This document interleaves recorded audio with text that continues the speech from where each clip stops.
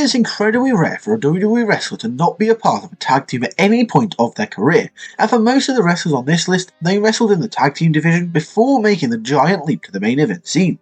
With their main event success in mind, these wrestlers' time in the tag division often gets overlooked, as they weren't able to achieve the same level of success that they would become known for. Welcome to Honor Wrestling Club, and here are 9 forgotten tag teams that featured main event players. Welcome to the club. In number 9 we have the Allied Powers, which was the tag team of Lex Luger and the British Bulldog, and they came to an end following the British Bulldog turning heel.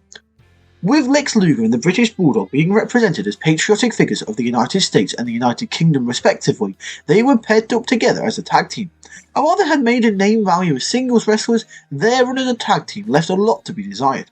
They did have some notable matches, like against the likes of the Blues Brothers and Owen Hart and Yokozuna. However, WWE never thought about building the tag team division around Bulldog and Luger.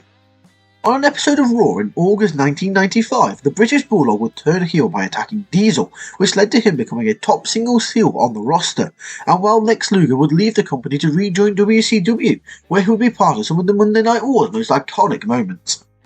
In number 8 we have MVP and Mark Henry, and they would challenge Jericho at Breaking Point 2009 for the Unified Tag Team titles. In 2011, Mark Henry experienced the most successful period of his career as he underwent a run of destruction known as the Hall of Pain. He would win the World Heavyweight Championship, and his work was able to get him over with the fans, who fully bought him as a main event player after 15 years within the company. 2 years before this, however, Mark Henry was in a tag team with Montel Vontavious Porter, and they failed to make a significant impact in the tag team division. Both Mark Henry and MVP could stand out with audiences in their own way, but the pairing felt extremely random and it couldn't get over. In number 7 we have John Cena and Bull Buchanan, as the two became a pair when John Cena debuted his Doctor of Thugonomics character, Word Life. It goes without saying that the Doctor of Thugonomics character not only saved but also launched John Cena's WWE career. During the early stages of this character, Cena aligned himself with Bull Buchanan, who served as Cena's enforcer. Cena and Buchanan would challenge Los Guerreros for the WWE Tag Team titles in early 2003, but they failed to capture the titles. After the match, John Cena and a debuting Red Dog unleashed an assault upon Bull Buchanan, which effectively ended their alliance. In number 6 we have the new foundation of Owen Hart and Jim Neidhart, and this tag team tried to follow in the footsteps of the Hart Foundation.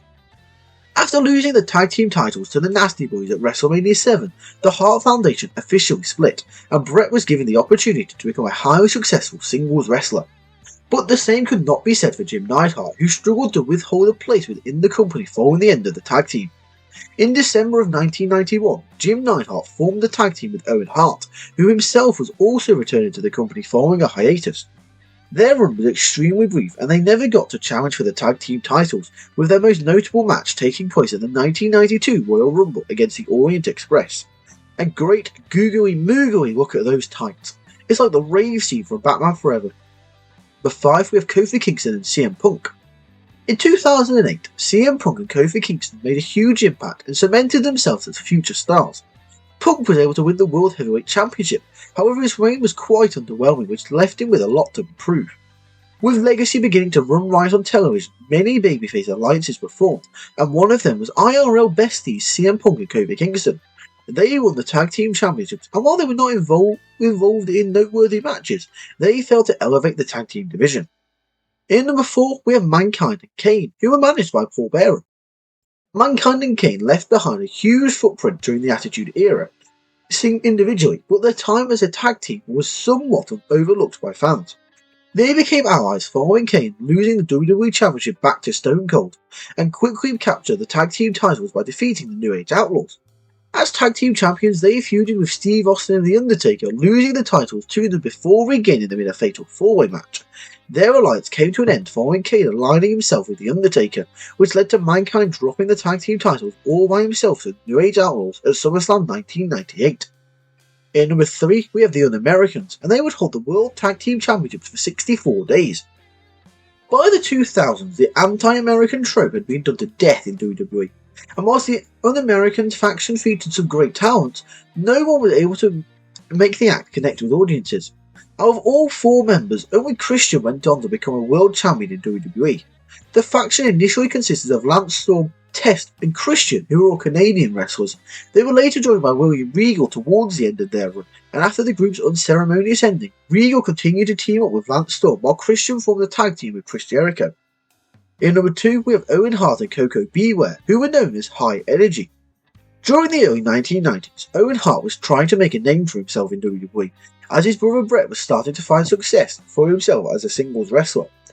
After the new Foundation tag team failed to set the world on fire, Owen was given another chance to succeed as a tag team wrestler, this time being paired with Coco Beware, who had been a fan favourite with WWE audiences for several years. Their high-flying, fast-paced style made them perfect commodities for the company's new generation movement. But with tag teams such as the Steiners and the Headshrinkers making a huge splash on television, in the Headshrinkers' case literally, it left High Energy with little to no room to make an impact in the tag team division, as they typically put over more established tag teams throughout their run. In number 1, we have Cody Rhodes and Drew McIntyre, and both men are now two of WWE's biggest main event stars today.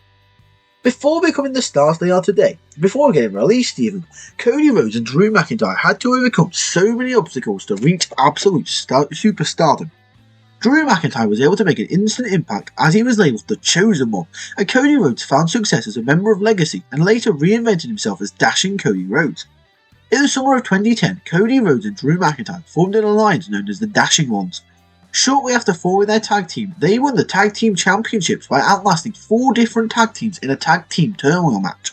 They had 2 successful title defences against the Hart Dynasty before losing in an unconventional manner to John Cena and David Otunga at Bragging Rights 2010.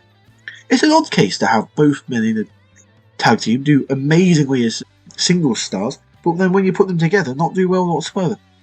And there you have it, there's our list. So what do you think? Which star surprised you the most? Let us know in the comment section down below. If you've enjoyed this video, be sure to give it a thumbs up and click the subscribe button if you are new around here.